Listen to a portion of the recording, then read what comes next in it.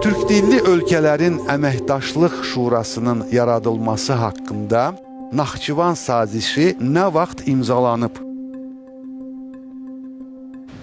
A variantı 7 sentyabr 2019-cu ildə.